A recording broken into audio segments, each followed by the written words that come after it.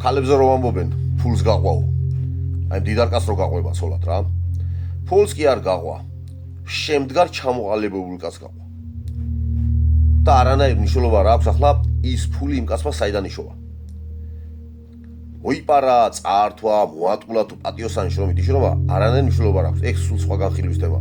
თუ ტრაკი გაქვს, მინდა შენს მოიპარე და შენ წაართვი, მაგრამ ახლა მაგის ტრაკიც არ გააქვს, კაი ტიპობაც გინდა, ფულის გინდა, მას სადაგაც. მოკლედ ეს სხვა განხილვის თემა. მოკლედ ეს კაცი არის ფულიანი და გაყვა ცოლად ფულს, ასე დავარქვათ. მოდი ახლა ვიღოთ აქ მხარეს საშუალო სტატისტიკურზე ცოტა უკეთესი ბიჭი. იყოს ქალაქელი, არ გვინდა დაუშვათ სოფლელი და ახლა უტრირებულად სუს მოვიტყვით აი უბანში ბირჟაზე რო დგას და სიგარეტის კი არა სემიჩკის ფული რო არ აქვს, ასეთი არა. კარგი ბიჭი საშუალო სტატისტიკურზე მეტად უკეთესი რა.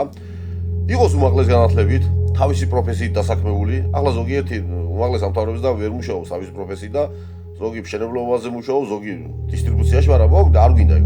თავისი პროფესიით დასაქმებული, კარგი სამსახურით, იმდენი შემოსავალი ქონდეს რომ არც ლომბარდში ყავდეს მანქანა და თვითონ ბენზინსაც თავისუფლად ასხამდეს და მოკლედ ნორმალური ცხოვრებით რო ცხოვრობს. ცოლსაც თუ მოიყვანს, ოჯახსაც რო თავისუფლად შეინახავს და აი ასეთი ბიჭი. და აქით ახლა ვიღოთ მაგარი გოგო. აი მაგარი გოგოები რო არიან ლამაზები. აი ცოტა უხეში შედარება, მაგრამ უნდა ვთქვა ბუდის გიხდით, ასე ნათქვამია და ყველას გექნებათ განაგები, ძესრობს სამსო ხალიო რა. ცუდი ნათქვამია ბაზარი არა, მაგრამ აქ ასე ამბობენ და დიორს რო ოფლიანობს რა. ხო, მაგარი ხალია ვიღოთ აქით. ახლა მითხარით. აი ამ ქალს თავისი ფიზიკური მონაცემებიდან გამომდინარე, ხო ეკუთვნის რომ იცხოვროს დედოფალივით.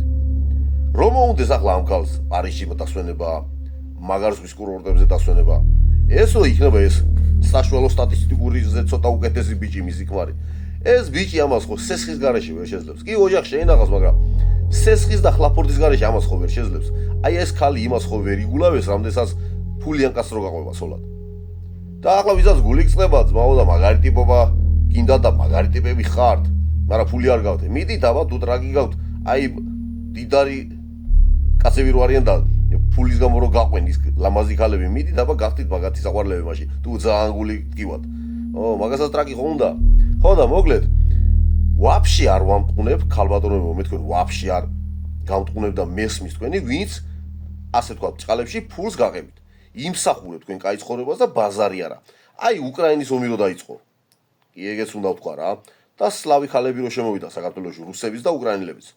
იქ ახლა სოციალურ ქსელებში იდება პოსტები ქართველმა მამაკაცებმა რო გაიგეს ამ სლავი ხალების გემო და მოკლედ ამბავი იდებოდა პოსტები და ახლაც არის რომ აი სლავი ხალები ლამაზები არიან და იქ ვიღაცა გამოხდება აი ქართველი ხალები ნაკლებია.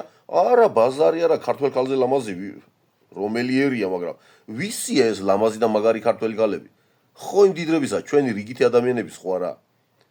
ხო და აი მაგას ვამბობ, ვაფშე არ ვამტყუნებ. ის რუსი მაგარია თუ როგორიცაა, ის ყველასთვის ხელმისაწვდომია და ამას გულისხმობ ჩვენ, რომ ვამბობთ რომ სლავი ხალები მაგარიაო. ახლა სხვაგან გადავედი, მაგრამ მოკლედ ეგეც უნდა მეთქვა რა. და ის მაგარი ქართველი ხალი ჩვენი არა.